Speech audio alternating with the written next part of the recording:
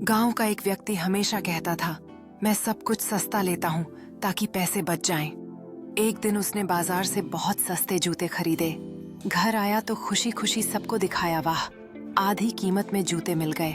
लेकिन जब पहने तो जूते एक तरफ से खड़खड़ाने लगे। चलते चलते आवाज आती, चुपड़ चुपड़ चुपड़। पूरा गांव हंसने लगा। किसी ने कहा, भाई ये जूते नहीं, हार्न लग रहा है। अगले दिन उसने कहा, चलो अब कपड़े खरीद लेते हैं।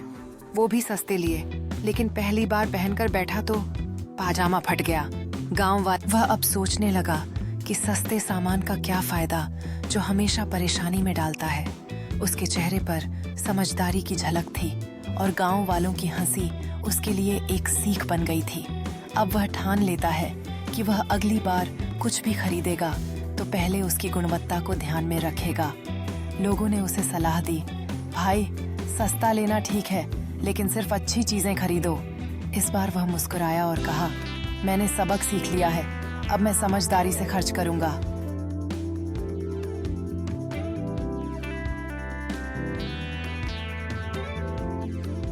गांव का एक व्यक्ति हमेशा कहता था, मैं सब कुछ सस्ता लेता हूँ ताकि पैसे बच जाएं। एक दिन उसने बाजार से बहुत सस्ते जूते खरीदे। घर आया तो खुशी खुशी सबको दिखाया, वाह, आधी कीमत में जूते मिल गए। लेकिन जब पहने तो जूते एक तरफ से खड़खड़ाने लगे। चलते चलते आवाज आती, चुपड़ चुपड़ चुपड़। पूरा गांव हंसने लगा। किसी ने कहा, भाई ये जूते नहीं, हार्न लग रहा है। अगले दिन उसने कहा, चलो अब कपड़े खरीद लेते हैं। वो भी सस्ते लिए, लेकिन पहली बार पहनकर बैठा तो पाजामा फट गया। गांव वाला वह अब सोचने लगा कि सस्ते सामान का क्या फायदा जो हमेशा परेशानी में डालता है। उसके चेहरे पर समझदारी की झलक थी और गांव वालों की हंसी उसके लिए एक सीख बन गई थी।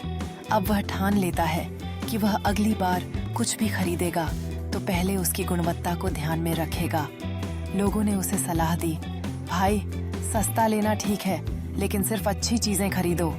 इस बार वह मुस्कुराया और कहा, मैंने सबक सीख लिया है, अब मैं समझदारी से खर्च करूंगा।